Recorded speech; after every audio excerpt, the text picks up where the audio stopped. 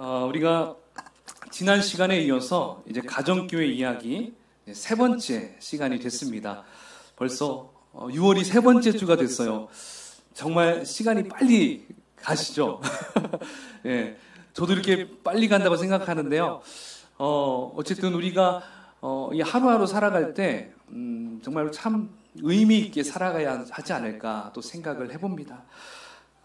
그래서 우리가 이 좀 더운 이 여름에 이 가정교회에 대해서 우리가 좀 계속 알아가고 있는데, 자, 가정교회의 정신, 가정교회의 스피릿, 바로 이 가정교회 정신을 세우기 위해서는 제가 서두에 얘기는 안 했지만 4개의 기둥이 필요해요.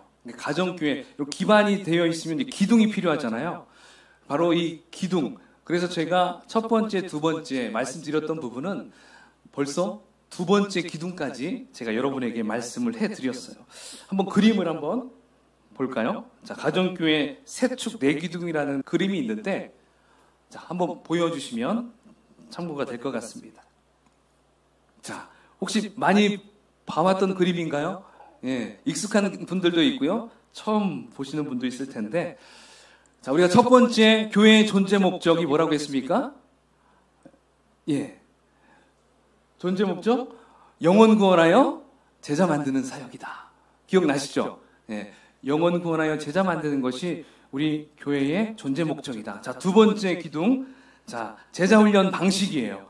제자 훈련 방식은 어떻게 가르쳐야 된다고 했죠? 어떤 교실 강의가 아니라 현장 실습. 예, 그래서 가르치는 것이 아니라 보여주는 거다. 그렇죠? 삶을 통해서 보여주는 것이 예수님의 제자훈련 방식이다. 자, 이렇게까지 말씀을 드렸어요. 잘 안 보인가요? 예, 괜찮습니다. 예, 잘 안 보여도 괜찮아요. 자, 여러분들 여기 보면요, 제가 넣을까 하다가 공간이 없어서 왔는데요. 네, 그래서 오늘은 이제 세 번째 기둥, 네 번째 기둥을 볼 거예요. 자, 세 번째 기둥은 사역 분담에 대해서 나왔고요. 그 다음에 리더십에 대해서 나왔습니다. 자, 이제 저를 보시면 됩니다. 먼저 사역에 대한 부분을 한번 살펴봤으면 좋겠어요. 자, 주제, 교회 사역 어떻게 분담할 것인가? 예, 교회 사역을 어떻게 분담할 것인가? 자, 이 부분을 함께 나눌 수 있도록 하겠습니다. 저는 지금까지 이렇게 평신도로서도 이렇게 지내와 봤고요. 뭐 평신도로 지냈을 때는 이제 청년 시절이었겠죠. 그리고 이제 사역자로서의 목회자로서 이렇게 신앙생활을 해오면서 참 교회 안에서 좀 크고 작은 문제들이 좀 많이 일어나는 것을 발견하게 되었습니다. 근데 대부분 그 교회 안에서 일어나는 그런 문제들이 어디에서 생겨나나 이렇게 보면, 어디에서 생겨나냐면 어떤 직분적인 부분에서 좀 생겨나는 것 같아요. 그러니까 가령 무엇이냐면, 목회자가 해야 할 일과 또 평신도인 성도가 해야 할 일이 이게 잘 분간이 잘 안 돼서, 또 해야 할 일이 무엇인지 잘 몰라서 여기서 충돌이 일어나서 좀 그런 어려움들을 많이 겪을 때가 있었습니다. 그런데 그래도 기성교회보다는 이 가정교회가 이 부분에 있어서 좀 현저하게 적다라는 것을 또 저는 발견하게 되었어요. 제가 부목사 시절을 이 아름다운 교회에서 사역을 했습니다. 그래서 아름다운 교회는 이 가정교회를 이제 거의 10년째 지금 하고 있는 상황이거든요. 근데 거기에서 보면 그래도 특별히 목회자와 성도 간에 그렇게 부딪히는 일이 그래도 조금은 적었다는 것을 저는 좀 경험을 해봤습니다. 왜냐하면 기성교회에서는 어떤 평신도가 어떤 사역을 좀 맡기려고 할 때, 그죠? 교회가 어떤 일에 대해서 좀 맡길 때, 그때 좀 어때요? 자발적으로 하지 않고요. 일반 기성교회에서는 그냥 어떻게 해서든지 좀 할 수 있도록, 예, 좀 강압도 좀 필요하고, 예, 좀 이러한 부분이 좀 있어요. 그러다 보니까 억지로 하는 경향이 있어요. 억지로 하다 보니까 은혜가 안 생기죠. 그러다 보면 다툼이 생길 수 있고 분란이 생길 수가 있었던 것이죠. 그러다 보니까 기쁨도 사라지죠. 근데 가정교회에서는 이렇게 보면 누군가 시켜서 하는 것보다는 스스로 찾아서 자발적으로, 그것도 기쁨으로 사역을 하는 것을 이렇게 발견할 수가 있었습니다. 그리고 기성교회는 사역하는 사람만 해요. 그러니까 100의 한 30% 정도만 일을 하고요. 나머지 70%는 그냥 구경하다가 돌아가는 경향이 참 많이 있었습니다. 자, 그렇다면 여러분, 어떻게 이렇게 가정교회에서는 평신도가 적극적으로 활성화될 수 있는지 이 시간 함께 좀 알아봤으면 좋겠어요. 이걸 통해서 우리가 가정교회를 해야 하는 그런 당위성, 해야 하는 그런 이유들을 좀 찾아가면 좋을 것 같아요. 제가 지난 시간에 가정교회의 핵심 가치는 이렇게 얘기했었어요. 성경대로 해야 한다. 이렇게 말씀드렸어요. 그래서 성경을 우리가 단순하게 이해하고 단순하게 거기에 순종하자. 이렇게 말씀했었습니다. 그래서 성경이 그렇다고 한다면 그런 줄 알고 아니라고 그러면 아닌 줄 알라는 것이죠. 그래서 하라고 하면 하고 성경이 하지 말라 하면 하지 않는 것. 그러니까 단순하게 그 성경 말씀대로 우리가 사역을 하는 것. 이게 바로 가정교회의 핵심 가치다 이야기했습니다. 여러분, 평신도 활성화도 마찬가지인 것 같아요. 말씀대로 하자는 것입니다. 그래서 가정교회에서 이제 붙잡은 이 성경 구절 말씀이 오늘 함께 같이 말씀을 읽었던 에베소서 4장 11절 말씀입니다. 우리 다시 한번 4장 11절 말씀을 함께 읽어보도록 하겠습니다. 시작. 그가 어떤 사람은 사도로, 어떤 사람은 선지자로, 목사와 교사로 삼으셨으니. 아멘. 자, 여기 11절에 나오는 사도, 또 선지자, 복음 전하는 자, 목사, 교사. 여러분, 이들의 공통점이 뭐라고 생각하십니까? 오늘날로 이것을 딱 가지고 온다면 정식적으로 신학 공부를 하고 안수받은 목사라고 보면 틀림이 없습니다. 네. 그래서 여러분, 지금도 그렇죠. 전도사가 되고 목사가 되기 위해서는 어떠한 절차를 밟게 되나요? 네. 신학 공부를 해야 되죠. 예. 신학교에 가든 신대원에 가서 신학을 공부하고요. 그리고 그 공부를 하고 나서 이제 목사 안수를 받게 되죠. 받기 전에는 전도사로서 섬기다가 이제 목사 안수가 때가 돼서 목사 안수를 받게 되면 그때부터는 아무리 젊어도 목사님으로 우리가 섬겨드리죠. 따라서 말씀을 정확하게 전문적으로 가르쳐야 하기 때문에 바로 이렇게 목사 안수를 받고 그 목사님을 세워드리는 것을 볼 수가 있습니다. 여러분, 만약에 신학 공부도 하지 않았는데 이 사람이 정말 성령 충만하고 이 사람이 정말 훌륭하게 보인다고 해서 이 사람에게 목사 안수를 줍니까 안 줍니까? 줘요 안 줘요? 못 주죠. 예. 라이센스라고 할 수 있어요, 이것도. 그죠? 예.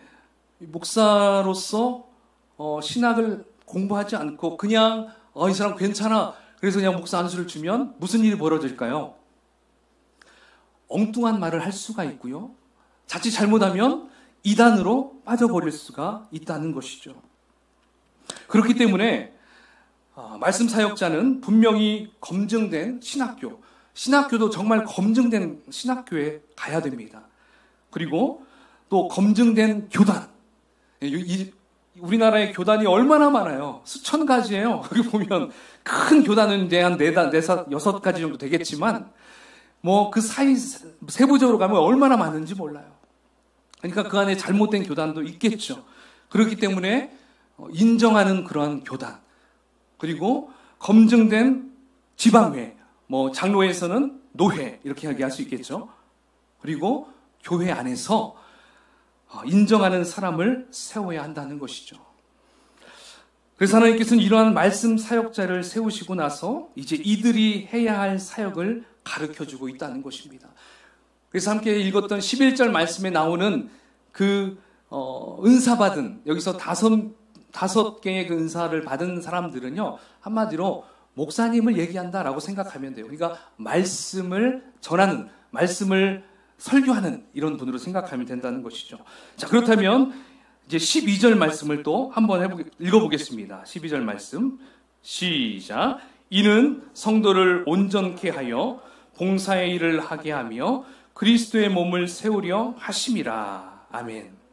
자, 이제 그 목회자가, 목사님이 해야 할 사역이 이제 12절에 나와 있다는 것입니다. 자, 여기서 그러면 제가 퀴즈를 한 개 내겠습니다. 유퀴즈. 자, 퀴즈.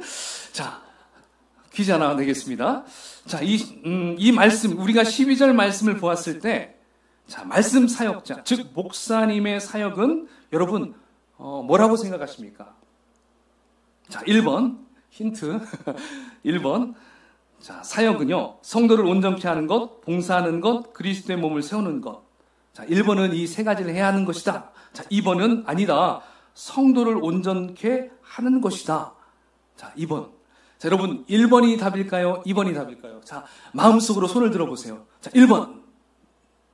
자, 2번. 자, 몇 번일까요? 하나, 둘, 셋. 예. 2번입니다. 2번. 혹시 1번으로 생각하시는 분은요, 옛날 개역 버전 성경을 많이 암송하고 그 말씀의 설교를 들었기 때문에 이제 1번, 이 세 가지를 목사가 다 해야 된다 이렇게 생각을 할 수 있거든요. 자, 한번 보시면요. 자, 구분을 했어요. 자, 여기서 틀린 글자가 하나 있어요. 표시를 다 했네요. 빨간색으로. 자, 위에는 뭐예요? 여. 아래는 며죠. 그러니까 위에는 지금 개역, 지금 우리가 보고 있는 개역 번역이에요. 그러니까 현재 보고 있는 거고 이것은 개역 한글 버전입니다. 그래서 위에서는 이는 성도를 여기서 이는 목사는 성도를 온전케 하여, 예. 그 다음에 봉사의 일을 하게 하며 그리스도의 몸을 세우려 하심이라. 이 부분은 주어가 누구냐면 성도를 의미해요. 근데 아래 거 옛날 성경에 보면 목사는 사역자는 성도를 온전케 하며 이것도 해야 되고 봉사의 일을 하게 하며 이것도 해야 되고 그리스도의 몸을 세우려 하심이라. 그러니까 세 가지를 다 해야 한다라고 얘기했었던 거예요. 근데 여러분 원문에 보면 위에가 맞나요? 밑에가 맞을까요? 위에가 맞아요. 위에가. 그러니까 잘못 번역을 하다 보니까 우리나라 모든 목사님들이 피곤해서 돌아가시는 경우도 있어요. 다 하다 보니까 어떻게 돼요? 그냥 완전히 다운당하는 경우가 많이 있다는 것이죠. 그리고 성도들은 핵심적이고 너무나 의미 있게 해야 되는 것들을 목사님에게 다 빼앗겨 버렸어요.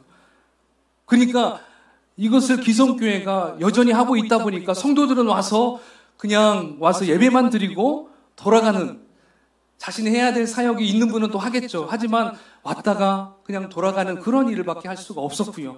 목사님들은 말씀도 전하고 신방 전하고 상담하고 왔다 갔다 하고 해야 될 모든 부분들을 자기가 다 감당했던 것이죠.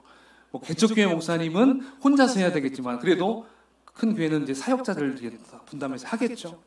근데 여러분, 우리가 분명히 알아야 될 것은 목사가 해야 될 부분이 있고 그리고 평신도인 성도님들이 해야 될 부분이 있다라는 것을 우리가 꼭 기억해야 한다는 것입니다.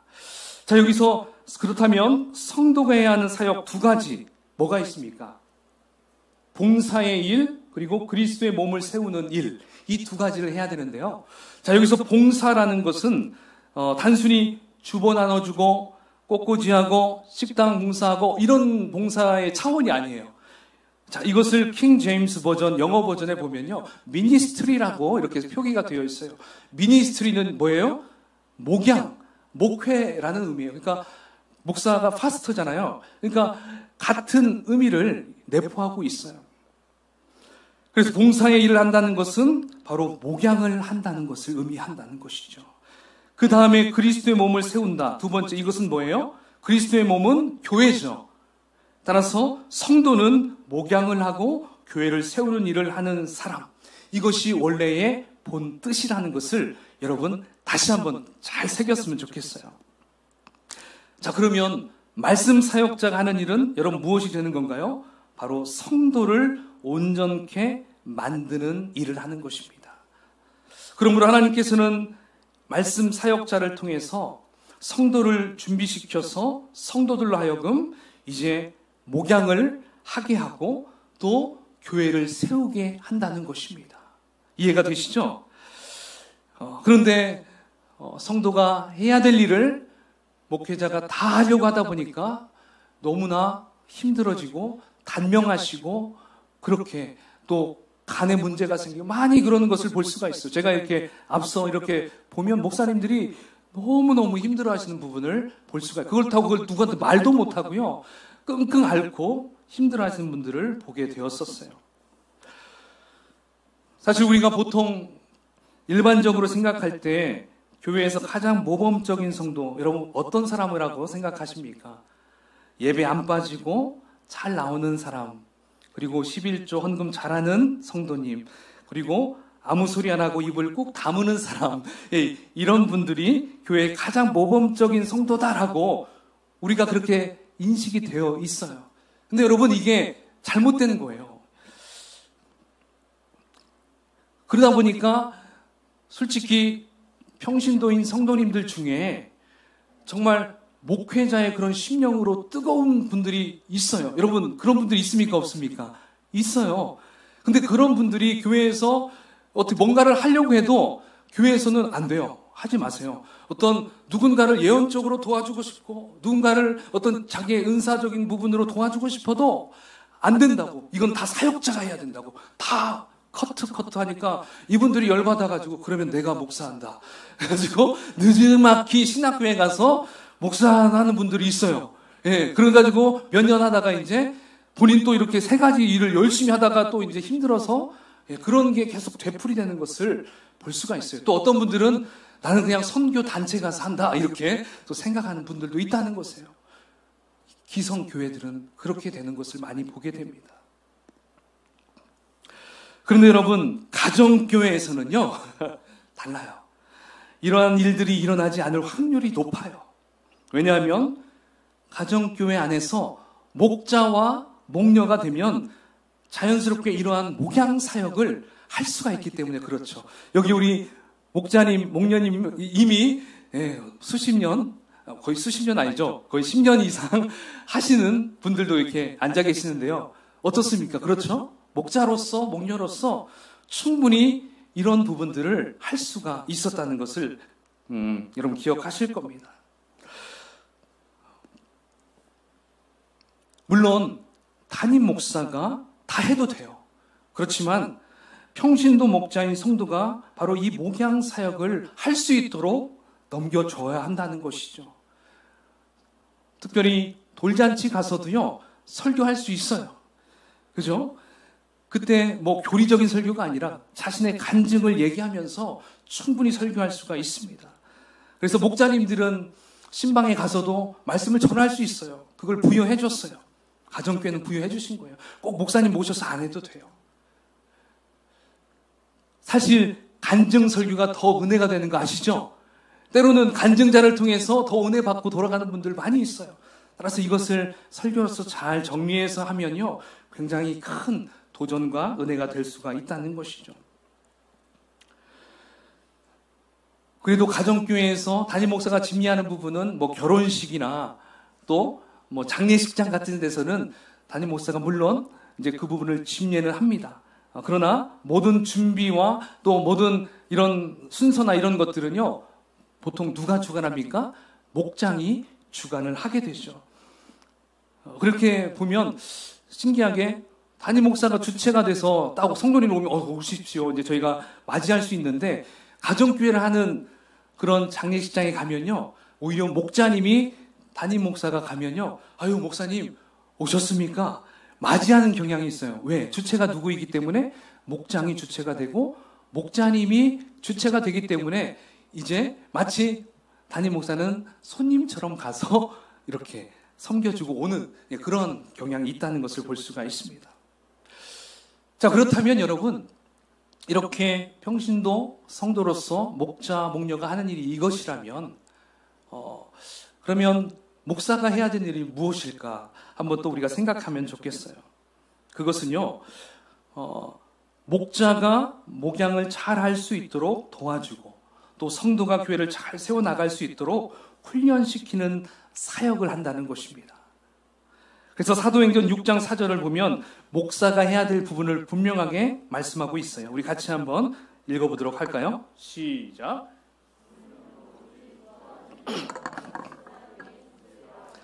아멘. 자, 우리는 오로지 기도하는 일과 말씀 사역에 힘쓰리라. 이게 사도행전 6장의 말씀인데요. 이 말씀을 하게 된 배경이 있어요. 이제 당시에 구제받아야 될 과부들이 참 많이 있었나 봐요. 초대교회 그 초반에요. 그러니까 제자들과 사도들이 이제 말씀을 제껴놓고 이제 그들을 막 돕고 섬기는 일에 막 주력했어요. 근데 그렇게 힘을 쏟다 보니까 말씀 전하는 일이 소홀히 됐어요. 제대로 하지 못했어요. 그렇게 되니까 하나님께서 또 지혜를 주셨죠. 7 집사를 세워라. 그래가지고 그 당시 7명의 집사를 세우죠. 그중에 스데반 집사도 있고 빌립 집사도 있고 막 그렇죠. 그 집사를 세우게 돼요. 그 다음에 하는 말씀이 바로 4절의 말씀입니다. 따라서 말씀 사역자인 목사가 해야 될 사역은 무엇입니까? 기도하는 일, 말씀을 준비하고 전하는 일에 올인하거라. 바로 이 말씀을 해주신 것입니다. 또한 오늘 본문에서처럼 어떻습니까? 오늘 에베소서 말씀처럼 무엇보다 성도들을 온전케 하는 일, 또 훈련시키는 일, 또 단순히 성경 공부를 시키는 것이 아니라 교회의 리더급들을 코칭해주고 또 만나서 위로해주고 또 격려해주는 사역, 이러한 것들을 바로 담임 목사가 하는 일이다라고 생각하면 된다는 것입니다. 따라서 가정교회를 하게 되면 여러분 목회자가 바쁠까요? 안 바쁠까요? 예, 더 바쁠 거예요. 그죠? 그러다 보니까 힘들 수도 있겠죠. 근데요, 가정교회 하는 목사님들을 만나면 대부분이 다 행복하다고 생각해요. 왜냐하면 자신이 해야 될 일을 하기 때문에 바쁘지만 행복하다고 그렇게 얘기를 한답니다. 자, 여러분, 제가 지금 행복할까요? 굉장히 불행할까요? 어떨 것 같습니까? 네, 항상 조이풀스럽잖아요. 그죠? 네. 왜 그래요? 제가 해야 될 부분을 열심히 할 수 있도록 성도님들이 배려해 주니까 제가 정말 기쁨으로 할 수 있어요. 저는 부사역자 때는요, 설교를 그렇게 많이 하지 않잖아요. 새벽에 한 번 하고, 뭐 부서 사역할 때 한 번 하고, 그 다음에 뭐 가끔씩 수요 예배 때나 이렇게 하잖아요. 근데 조이풀 교회에서는 제가 설교를 일주일에 몇 번 하냐면요, 새벽 예배 4번에 수요 예배, 주일 예배 하니까 한 7번 정도 이렇게 해요. 그래도 지치지 않아요. 왜냐하면 처음에는 좀 걱정이 됐는데 말씀을 준비하고 말씀을 전한다는 게 행복해요. 또 이렇게 말씀을 전할 때 새벽 예배 때는 처음에는 한 3분, 2분 이렇게 오셨었는데 지금은 10명 정도 모여요. 그러니까 힘이 더 생기겠죠. 바로 그거예요. 말씀을 전하는 그 사역에 집중하니까 하나님이 지혜를 주시고 힘을 주셨다라는 것이죠. 자, 그렇다면 여러분, 목자와 목녀분들은 어떨까요? 자신이 해야 될 일이 많기 때문에 불평할까요? 아니에요. 그분들도 역시 행복하다고 이야기를 합니다. 왜냐하면 그 마음속에 뭔가 가치 있고 영원한 것을 위해서 일해보고 싶은 욕구가 다 있는데 그 일들을 내가 실제 할 수 있기 때문에 우리 목자 목녀님들은요, 그거에 대해서 정말 기뻐해요. 어떤 목자 목녀님들은 정말 목회자보다 그 이상의 일을 막 감당하는 분이 있어요. 맨날 상담해주고 가서 또 신방해주고요, 기도해주고 위로해주고, 예, 이러한 일들을 정말 기쁨으로 잘 감당하는 부분들이 있어요. 그러다 보니까 목장이 점점 번성하게 되니까 또 분가가 일어나고 그렇게 되니까 보람이 있고 그렇게 행복한 그런 목장을 잘 이루어가는 것을 보게 되었습니다. 따라서 성도님들은 분명히 알아야 될 것이 있어요. 바로 성도님들이 담임 목사의 목회를 도와주는 것이 아니라 바로 담임 목사가 성도님들의 목회를 도와준다는 것을 기억해야 돼요. 제가 도움받는 게 아니라 제가 여러분을 도와드려야 한다는 것이죠. 그래서 담임 목사의 역할은 평신도들이 목회를 잘 할 수 있도록 준비시켜주는 것, 이것을 해야 한다는 것입니다. 따라서 저는 저의 일을 열심히 감당하겠습니다. 말씀을 준비하고 그리고 말씀을 전하고 또 기도하는 일에 총력을 다할 것을 여러분들에게 약속을 하겠습니다. 할렐루야. 네, 그래요. 때로는 잘 못하면 얘기해 주세요. 네, 기도해 주십시오. 잘할 수 있도록. 자, 제가 그렇게 이 사역을 잘 감당하다가 제가 이제 생명을 다해서 예수님 앞에 딱 섰을 때 이 얘기 들었으면 좋겠어요. 참 잘했다, 수고했다. 이 한마디 말씀 들으면 얼마나 보람 되겠습니까? 그죠? 그리고 성도님들은 또 목양, 봉사 이런 사역 잘했다 칭찬받는 그런 모습. 우리가 마지막 주님 앞에 섰을 때 책망받는 게 아니라 칭찬받는 저와 여러분이 되기를 주님의 이름으로 축원을 드리겠습니다. 아멘. 자, 세 번째 기둥을 함께 얘기했고요. 자, 이제 네 번째 기둥입니다. 여러분, 네 번째 기둥은 뭐라고 했습니까? 리더십에 대해서 함께 나누도록 하겠습니다. 교회의 리더십. 여러분, 가정교회의 리더십은요, 한번 따라해 볼까요? 섬김의 리더십이다. 예, 가정교회는요, 섬김의 리더십입니다. 그래서 섬김의 리더십을 갖고 있는 최고의 모델은 누구일까요? 바로 예수 그리스도가 우리의 최고의 섬김의 리더십의 모델이 될 수가 있어요. 사실 세상 사람들은 어떤 사람을 성공한 사람이라고 말을 할까요? 자신을 섬겨주는 사람이 많으면 성공했다라고 말할 수 있어요. 그래서 군인으로 성공하면 계급이 높아지죠. 예, 그죠? 갈매기에서, 그 다음에 다이아몬드, 그 다음에 무궁화, 별, 막 이렇게 올라가죠. 자, 이렇게 올라가는데 그만큼 뭐가 있어요? 자신을 섬겨주는 사람이 많이 있죠. 자기의 부하들이 많을수록 성공했다라고 얘기합니다. 또 회사에서는 성공한 사람은 직위가 어떻게 됩니까? 높아지죠. 바로 그것은 직원이, 자기를 섬겨줄 직원이 많기 때문에 본인이 성공했다라고 말을 한다는 것이죠. 그러므로 세상 사람들의 인생의 목적은 결국은 성공입니다. 그런데 그들이 말하는 성공은 많은 사람들에게 섬김을 받는 것을 자신의 성공이라고 얘기합니다. 그러나 여러분, 우리 예수님은 그것과는 정반대로 말씀하셨어요. 그 부분이 바로 마가복음 10장 44절 45절입니다. 우리 다시 한번 이 부분을 함께 봉독하도록 할까요? 시작. 너희 중에 누구든지 으뜸이 되고자 하는 자는 인자가 온 것은 섬김을 받으려 함이 아니라 도리어 섬기려 하고 자기 목숨을 많은 사람의 대속물로 주려 함이니라. 아멘. 여러분, 이 말씀 우리가 익숙하게 많이 들었던 말씀입니다. 그래서 이 부분은 크게 다가오지 않을 수 있어요. 그런데 여러분, 놀라운 것은요, 세상 사람들이 이 말씀을 듣게 되면요, 어떤 일이 벌어지는 줄 아십니까? 정말 혁명적인 발상을 해요. 그러한 생각을 한다고 합니다. 왜냐하면 예수님은 으뜸이 되고 싶다면 어떻게 하라는 거예요? 가장 낮은 자리에 가야 한다고 하기 때문에 그래요. 세상 사람들은 그렇게 할 수 없어요. 그죠? 바닥으로 내려갈 수 없어요. 어떻게든지 막 차고 올라가야 됩니다. 근데 예수님은 섬기는 종이 으뜸이 될 수 있다. 왕이 될 수 있다. 이렇게 분명히 선포하시기 때문에 그렇습니다. 사실 여러분들 중에 혹시 지금 예수님이 하신 말씀대로 해보신 분 계십니까? 정말 섬겨보니까 으뜸이 되는 걸 경험해 보셨습니까? 예. 그리고 그렇게 해보니까 좀 행복했었습니까? 예. 아직 안 해보셨나 봐요. 아무도. 예. 근데 제가 볼 때는 여러분 정말 잘하고 있는 것 같아요. 네. 가정에서든 교회에서든 정말 섬기는 것이 몸에 잘 배어 있는 것을 저는 보게 됩니다. 여러분, 그런데 말이죠. 이 가정에서 이 남편과 아내, 이 부부 간의 갈등이 생길 때가 있습니까? 없습니까? 분명히 생겨요. 또 시어머니와 며느리와의 갈등이 있습니까? 없습니까? 분명히 생길 수가 있어요.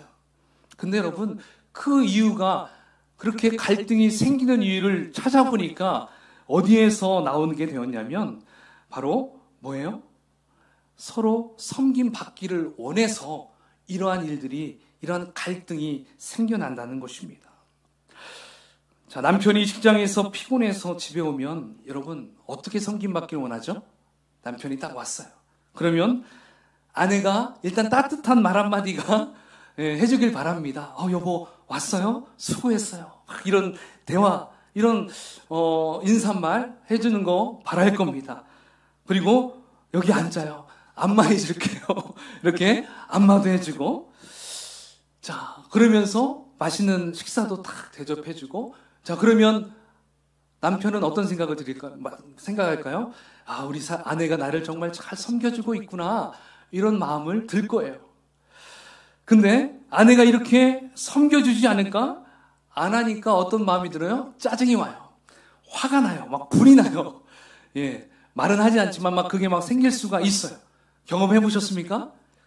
네, 해봤잖아요. 왜 말도 안 했어요? 자 그렇다면 아내는 어떻습니까? 아내도 이런 부분이 또 있죠. 하루 종일 애들하고 막 싸웠어요. 그 애들 키우려고 얼마나 힘듭니까? 근데 치탁거리다가 또 집안일 하다가 또 이런 막 속 마음이 막 시끄럽잖아요. 막 이런 상황에서 남편이 딱 왔어요. 그럼 남편이 와가지고 막 애들하고 놀아주고 애들 목욕도 해주고, 또 남편하고 오늘 있었던 이야기도 막 이렇게 하고 하면 얼마나 아내가 좋겠어요, 그죠? 근데 남편이 오자마자 TV를 탁 켜고 TV 보다가 또 스마트폰으로 막 게임하다가 자기 방으로 휙 가서 못 봤던 인터넷이나 하고 막 그렇게 한다면 이 아내의 속마음이 어떨까요? 열받겠죠. 화가 나겠죠. 그러니까 계속 갈등이 커지고 깊어지고 골이 너무나 커져요. 그러다가 각방 쓰고 그러다가 별거하고 이러는 일들이 벌어질 수 있다는 것이죠. 또 고부간에는 또 어떻습니까? 시어머니는 며느리가 좀 어때요? 싹싹하게 굴고 전화도 좀 자주 해주고 자신을 좀 살펴봐 줬으면 좋겠는데 용돈도 좀 주고 뭐 이렇게 하면 좋겠는데 하나도 안 해주는 거예요. 전화를 하라고 해도 안 하고. 그러면 어때요? 그 시어머니의 마음이 또 굉장히 마음이 싫어지겠죠. 갈등이 생기겠죠. 또 며느리는 어떻겠습니까? 좀 우리 시어머니는 나를 좀 딸처럼 대해주면 얼마나 좋아? 좀 아들 대하듯 나도 좀 대해주면 안 돼? 왜 꼭 며느리, 왜 꼭 시자를 넣어서 말해야 돼? 아닌가요? 아무튼 이렇게 생각을 하죠. 그리고 나를 위해서 좀 배려도 좀 하면 안 돼? 이 며느리로서 또 시어머니에 대한 불만이 다 있는 것이죠. 근데 안 해주니까 그러한 갈등이 생길 수 있다는 것이죠. 결국에는 무엇입니까? 나는 섬김을 받고 싶은데 나를 섬겨주지 않으니까 내 속에서 그것이 너무 힘이 든다는 것입니다. 사실 세상에 분노를 안고 있는 사람도 다 똑같아요. 존중받지 못하는 것, 섬김받지 못하는 것 때문에 대부분의 많은 사람들이 그것 때문에 힘이 든다는 것을 우리는 볼 수가 있습니다. 여러분, 이 모든 것의 원인이 무엇일까요? 그것은 인생의 목적을 섬김을 받으려는 데 두기 때문에 그렇다는 거예요. 섬김받지 못하면 서운함이 막 몰려오게 돼 있어요. 또 이것이 지나치게 되면 분노로까지 가게 되는 것을 여러분 볼 수가 있다는 것이죠. 근데 여러분, 여기에서 좀 우리가 생각을 바꿔보면 어떨까요? 우리 인생의 목적을 섬김받는 것에서 이제 섬겨주는 것으로 바꾼다면, 또 섬김받는 것을 포기한다면 여러분 무슨 일이 벌어지는 줄 아십니까? 무슨 일이 일어나는 줄 아십니까? 신기하게 내 마음 가운데 자유함이 몰려와요. 그리고 내 마음 가운데 감사함이 몰려온다는 것입니다. 여러분 정말 이걸 경험해 보셨습니까? 저는 경험해 봤어요. 정말 내가 섬김받는 걸 포기하고 내가 그냥 섬기리다 이렇게 마음을 먹고 하니까 어때요? 계속 내가 섬겨주다 보니까 갑자기 아내가 바뀌어요. 아니, 이러고 얘기하면 되는데. 갑자기 내가 섬기는 사람이 바뀌어요. 갑자기 그 사람이 나에게 섬겨요. 제가 10을 했으면 1번을 섬겨줘요. 제가 100을 했으면 10번을 섬겨줘요. 그러니까 나는 기대하지 않았는데 그 사람이 바뀌는 걸 보니까 내 속에 어떤 마음이 들어요? 뜨거운 감사가 막 생기는 거예요. 그리고 자유함이 생겨요. 그리고 이제는 그게 역전이 돼요. 나보다 그 사람이 더 섬겨주는 걸 경험했어요. 사역자 안에서도, 제가 부사역자 생활하면서도 이런 부분 때문에 참 많이 힘이 들었어요. 나는 지금 위에 있는데, 서열상 위인데 밑에 우리 사역자들이 말을 안 들어. 전혀 나를 존중해주지 않아. 이것 때문에 막 힘이 들었어요. 예, 뭐 자주 그런 건 아니고 가끔씩 그럴 때가 느껴지잖아요. 그런데 내가 바꾸자, 생각을 바꾸자, 내가 이들을 그냥 섬겨주자, 돈을 좀 써보자, 막 해보자. 그러니까 한 번씩 언행이 달라지고 표현이 달라지고 표정이 달라져요. 그러니까 제가 이제 막 계속 나오려고 할 때 우리 사역자님들이 막 굉장히 저를 축복해주고 이런 부분들을 보게 되었어요. 이거구나. 섬김의 비밀이 여기 있구나. 제가 이걸 많이 경험을 하게 되었다는 것입니다. 그러니까 여러분, 섬김 받기를 원하지 마시고요. 먼저 섬겨주십시오. 특별히 목자 목녀가 되면요, 이건 당연하게 섬겨야 돼요. 예, 섬김 받는 거 포기해야 돼요. 그런데 여러분, 목자 목녀를 1년, 2년, 5년 이렇게 쭉 하다 보면요, 어느 순간 이제 섬김 받던 그 목원들이요, 도리어 나를 섬겨줘요. 그죠? 경험해 보셨죠? 저는요, 우리 청년들을 목양사역 할 때 솔직히 뭐 얼마나 제가 가진 게 있겠습니까? 그래도 계속 먹을 걸 해주고 신방해주고 차 사주고, 자동차가 아니라 뭐 맛있는 차를 사주고 커피 마시고 이렇게 막 했어요. 돈을 투자했어요. 그러니까 요즘에는요, 그 청년들이요, 돈을 벌어요. 이제 직장에 다니고 결혼도 하고 막 그래요. 그러면서 목사님, 사모님 나오세요. 저희가 이제 밥 사드릴게요. 섬겨요. 예, 어저께도 어떤 청년이 와달라고 저희 사모를 불렀더라고요. 그래서 상담해주면 자기들 막 계산을 막 하는 거예요. 바뀌어요. 신기하죠. 왜요? 섬겨주니까 이제 결국에는 그들이 목자와 목녀를 섬기는 것이죠. 따라서 가정교회는 바로 이 매력이 있다는 것입니다. 가정 안에서도 이것을 잘해보세요. 우리 청소년 아이들도요, 형제자매, 언니라고 대접받으려고 하면 안 돼요. 언니가 섬겨주세요. 동생이라고 또 계속 받기만 하면 안 돼요. 동생도 또 언니를 섬겨줘야 돼요. 알겠죠? 서로 해야 돼요. 여러분, 예수님께서 왜 온 인류의 왕이 되실 수 있었습니까? 잘 생각해 보십시오. 예수님은 이 땅의 모든 사람들이 남녀노소 그리고 지위고하를 막론하고 예수님 자신의 섬김이 절실히 필요한 사람들이라고 여기셨기 때문에 예수님은 최고의 으뜸의 자리, 왕의 자리에 설 수 있었던 것입니다. 할렐루야. 예수님은 모든 사람을 다 섬겼잖아요. 그 섬김의 표현이 뭐예요? 십자가에서 죽으셨잖아요. 자신의 목숨을 십자가의 대속물로 다 던져버렸어요. 그게 바로 예수님의 희생, 그 사랑이었던 것입니다. 따라서 우리 가정교회는요, 섬김의 리더십이 필요한 것입니다. 목자가 목원들을 섬겨주고 또 목원들은 자신의 VIP 전도 대상자들을 섬겨줌으로 주님의 몸된 교회를 이루어 나가는 것입니다. 믿으십니까? 네, 이제는 억지로 섬기려고 하지 마십시오. 사랑으로 우리 또 목양 장로님들은 또 더 많이 섬김의 자리에 있잖아요. 많이 섬겨주시면 결국 그 섬김이 다 돌아온다는 것을 기억했으면 좋겠습니다. 또 우리 청소년들, 또 우리 아동부 아이들도요, 공부하는 목적을 잘 잡아야 돼요. 나를 봐봐세요. 우리 주일학교, 날 봐봐요. 남들은, 세상 부모님들은 공부해서 남주냐? 이러면서 공부하라고 막 그러잖아요. 근데 저는 이렇게 얘기하고 싶어요. 또 우리 크리스찬 부모님들은 이렇게 얘기해야 돼요. 공부해서 남주자. 알겠죠? 남주냐가 아니라 남주자예요. 남을 줘야 돼요. 그렇게 할 때에 여러분, 진정한 섬김의 리더십을 우리가 할 수가 있다는 것입니다. 우리는 다른 사람들을 성공시켜줘야 할 막중한 책임이 있어요. 예수님의 리더십은요, 다른 사람을 성공하는데 힘써서 도와주는 섬김의 리더십이었어요. 근데 여러분, 이런 생각할 수 있어요. 그럼 나는 손해보는 거 아니에요? 이렇게 생각할 수 있습니다. 그러나 여러분, 우리가 다른 사람을 성공시켜주기 위해서 무단히 노력하고 공부할 때 나를 위해서 열심으로 일하시는 분이 있어요. 바로 성령 하나님께서 여러분들을 위해서, 여러분 성공시키기 위해서, 여러분들 더 물질적으로 축복받게 하기 위해서 열심히 일하신다는 것을 기억하시기 바랍니다. 이게 바로 먼저 그의 나라와 그의 의의를 구하라. 그리하면 이 모든 것을 너희에게 더하시리라. 이게 비밀인 것입니다. 알겠죠? 나를 위해서 내 목적, 나가 하고 싶은 것만 하다 보면 성령님도 할 수가 없어요. 그러나 내가 다른 사람을 위해서, 타인을 위해서 최선을 다하는 모습에 성령님이 감동되셔서 우리를 더욱더 멋지게 도와주신다는 것입니다. 이제 말씀을 정리하겠습니다. 자, 마지막 그림을 보여주십시오. 우리가 이제 가정교회 4개의 기둥을 한번 같이 살펴봤는데요.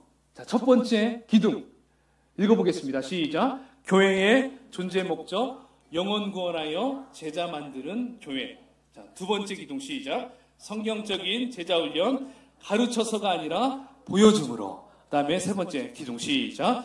교회 사역 분담, 목사는 목사의 일, 성도는 성도의 일. 기억나시죠? 자, 마지막 네 번째 기둥 시작. 섬김의 리더십, 남을 성공시키는 리더십. 네, 이 4개의 기둥을 우리가 가정교회의 스피릿, 정신으로 기억하고요. 우리가 잘 이 교회, 이 가정교회를 정말 잘 이루어 나갔으면 좋겠어요. 주님의 몸된 교회를. 할렐루야.